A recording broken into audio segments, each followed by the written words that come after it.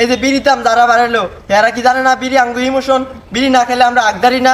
ও খেলা দেখা যাবে সময় আমরা ঘন্টায় 300 টাকা দাম একটু কিছু কম দিব। বিড়ির দাম বাড়লো কেন?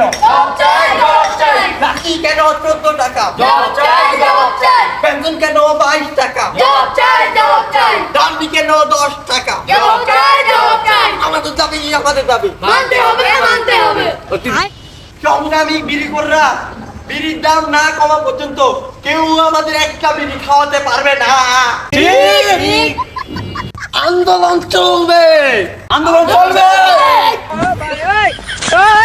যাই হোক বাতিদারা, তোমরা আন্দোলন চালিয়ে যাও, আমি একটু হালকার সাথে পাতলা হয়ে আছি। চাচা হালকার সাথে পাতলা মানে? ওইটা তোর বাবিরে যায় আজকে।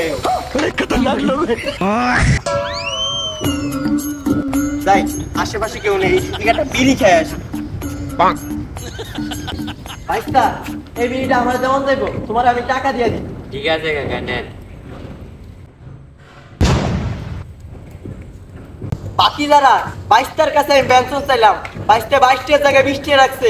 এটা আমার 22টা না, এটা আমার নিজের পোলা। এই কাকা আমি তো ভুলে গেছি পেনশনের দাম 22 টাকা, আমি আরো 2 টাকা দেন।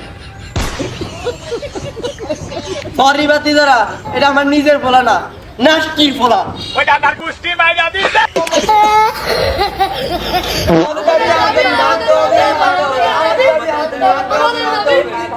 চুটকির ভাইয়েরা, আমাকে কি 5 মিনিট সময় দেওয়া যাবে?